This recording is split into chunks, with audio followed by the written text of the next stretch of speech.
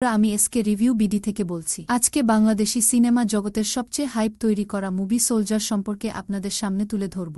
এই সিনেমা নিয়ে social media কেন আগুন, কেন দর্শক বলছে এটা হতে যাচ্ছে গেম চেঞ্জার।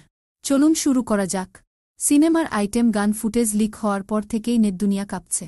গানের স্টেপস, ভিজুয়াল গ্র্যান্ড সেট সব মিলিয়ে দর্শক বলছে এটা টেলিভিশনের গান না সিনেম্যাটিক ফায়ার। নায়িকা তানজিন তিশা আর শাকিব খানের কেমিস্ট্রি একদম নতুন লুকে। আর গান শ্যুট হয়েছে বিদেশি লোকেশনে, এজন্য visual action stunt secret military theme. Shakib Khan থাকছেন এক রহস্যময় মিশন কমান্ডার। চরিত্রটা শুধু হিরো না, একজন দেশরক্ষক সোলজার। সিনেমায় থাকবে ড্রোন শট, ওয়েপন ফাইট। পরিচালক জানিয়েছেন এটা আন্তর্জাতিক মানের গল্প। বাজেট আনুমানিক 15 থেকে 18 কোটি টাকা। শুটিং হয়েছে ভারত, বাংলাদেশ, দুবাই। এর মধ্যে অ্যাকশন সিনে ব্যবহার হয়েছে high grade military weapon, helicopter, drone unit. গানটি কি ট্রেডিশনালস এডম ফিউশন। স্টেপগুলো এত ট্রেন্ডি যে টিকটক রিল বানাতে পারবে এখন থেকেই।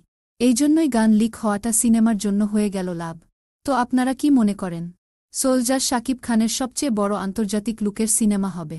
কমেন্টে আপনার মতামত লিখুন। আর ভিডিওটা ভালো লাগলে লাইক দিন।